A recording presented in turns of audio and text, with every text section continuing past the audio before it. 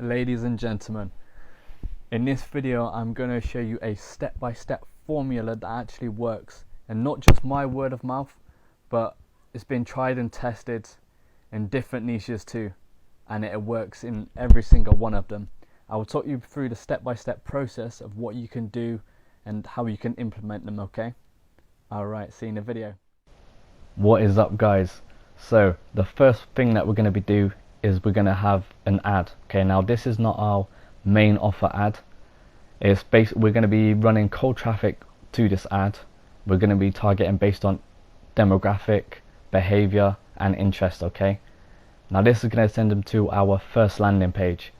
Now remember that this is just to build rapport, is to get our brand awareness out there, and it's to get them to trust us. Okay, so say for instance you're a fitness instructor or personal trainer. You'll have content there like 5 steps to get healthy, 6-pack abs somewhat, and then you'll have an ad at the bottom. Again, 60% of your traffic is going to be coming from mobile, so you don't want them to keep scrolling down, because they won't. Okay, now if they start scrolling up, then we're going to have a pop-up ad there, so they'll definitely see it. And we also have a Facebook pixel targeting that landing page as well, so we can always tell them, hey, come back and check this page out. Okay, we've seen you, we know that you've looked at our ad, come back and check the page. Okay, again, this has been implemented in many different niches. We recently tested out with estate agents and it worked like a dream. Okay, so next we have our main ad, and again it's going to be nice visuals, it's going to be memorable, and that will take them to our second landing page, which is going to be more likely to convert them. Okay, so again, 6% of your traffic is coming from mobile, so you don't want them to have to keep scrolling.